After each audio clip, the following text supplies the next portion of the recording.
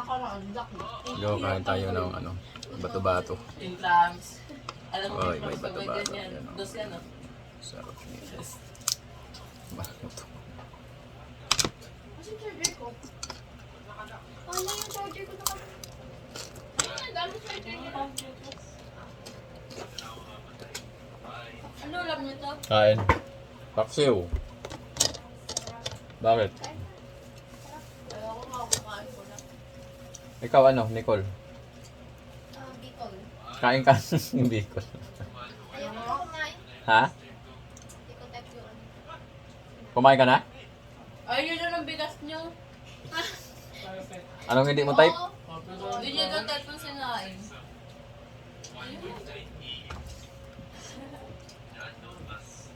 Hindi ata ako kumakain ng isda eh.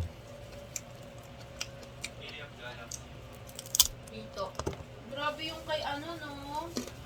Maris Cabral. Binabasa ko pa rin. Di ba yun? Sabi sa comment section, they can never make me yung Maris Cabral. Tapos ang daming nagagalit kasi hindi nababasa yung pangalan. Itong. Iba ito. Magkaiba yung spelling ng Maris nila. Sa Facebook.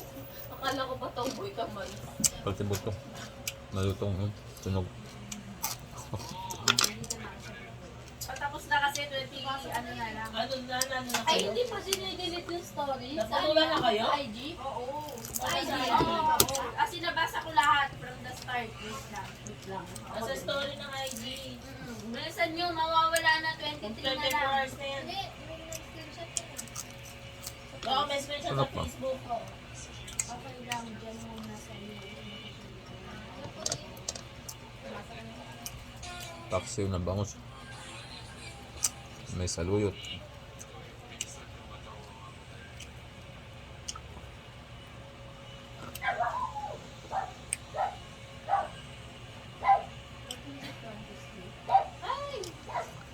Kumakain na sa kanan na lang.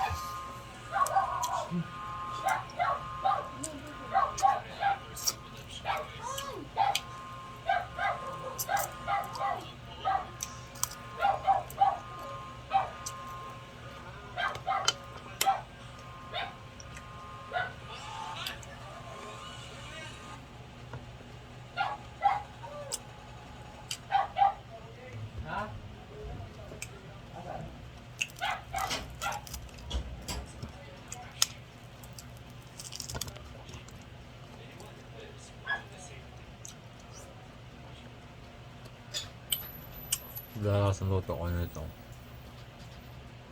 Gagi! Adobo sa gata. Masarap yung parang inihaw. Malambot. Ano pangalan? Sa Italy pala si John. Inihaw. Jami, ano? Jamila. Villanueva. Villanueva.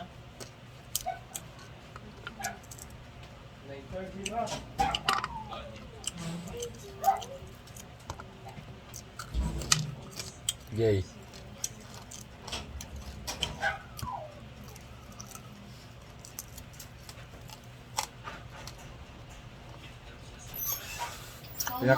Pinakain ba ng aso at saka pusa? Ha? Yung pusa? Oh, Bakit kasi dami, hindi ako inawos ang ulo? Ha? naano naman nila eh. Dati inubos mo. Gawa Hindi na. pa rin pala din ito. No, utak mo? 24 hours yan. Ah, kala ko utak mo. Oh, patay ako. Bayan. Oo. Nakakabutan ko siya. Ako rin. Ano lang? Aga-aga ko nabasa yan. Parang pagkakapost pa na nabasa ko na. Late na kayo masyado. Hindi, nakita ko na siya kanina pa. Yung articles lang. Pero di ko pa nabasa kasi nasa school ako. Nandito may school. Ano nangyari pala? Nag-guidance today. Yay. May nag-guidance. Ha? May nag-guidance. Saan? Ba't ka? Bakit? Laging late. Alas 8 na pumasok. Saan? Akala ko ano, Pinunta ako para gising sa kanya eh. akala ko nang bubuli sa school. Hindi ko papasok. Sabi niya, ano oras na ba? Akala ko kasi di na talaga siya papasok kasi umulit pa ulit. Sabi yung bumangon pagkalabas ko. yung summation lang ng f of x and f of Sabi niya, y. sumatok ko ng dalawang bakit. Kunin ko ba yung buong 740 na yata ka bumangon. medyo nalilito ako dun. Kaya lagi kong ginagawa yung basic niya. Para at Saan na least kaya alam ko nakuha kung ano yung kailangan. May gamot ka ba ba? Makakuha ng angle. Ha? Kasi hindi ka makakuha ng angle pag hindi mo nakuha Wala nga yata, no? ng kompleto yung summation ng forces. Ah. So, Salam. meron ka ng f of x and f of y. Bilang kita ng ano. Kukunin mo na yung resultant niya. Kung kinukuha yung Solok. resultant, ito kasi component lang to. Kapag kasi sinabi ko kunin niya yung resultant or magnitude, yung word na magnitude, ibig sabihin, kinukuha niya yung overall. So, square root lang siya ng 446.410 Pati magnitude. Nga ano yun? Hindi lang naman magnitude eh. plus Ang 350 magnitude, isa siyang component. squared. Ayan. So, yung resultant mo is equals to, solve natin.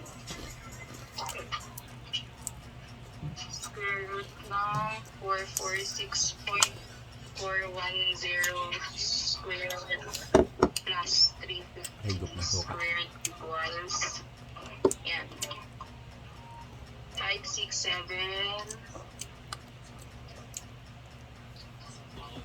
567.258. Tapos huwag niyo kakalimutan lagyan ng unit. Ito yung sa calcu na lumabas. So, yan yung resultant. Okay? So, ganyan gumawa ng resultant. And kapag kukuha ka naman ng angle, arctan lang yun. Arctan. Tapos, arctan y over fx. Fy natin is 350 over fx 446.410. Ang sagot dyan is 38.097 degree. So, ito yung angle na. Okay. May question kayo dyan? Wala naman. Okay. So, ayun nga, yun, nag-refresh lang tayo sa ano. Buhay ko na ha. Sige. Refresh lang to sa resultant ng force. Next. Hindi ako masyadong magsusolve ng resultant kasi dito ako actually mahina eh. Tsaka ano lang naman yun, ganyan lang naman siya sinusolve. Unless merong mga missing na force, slope, pag missing ang slope, diba, ini-square root lang naman siya. Pag missing, buksan mo electric pa na akong init. Kapag may missing naman na angle, ayun, may mga iba't ibang atake din kasi doon. Which is doon ako mahina. Yun yung difference ko. So next natin, Nakalabas na ba si Muning? resultant. Muning! Lesson 2 kasi, ano yung lesson 2? Apa.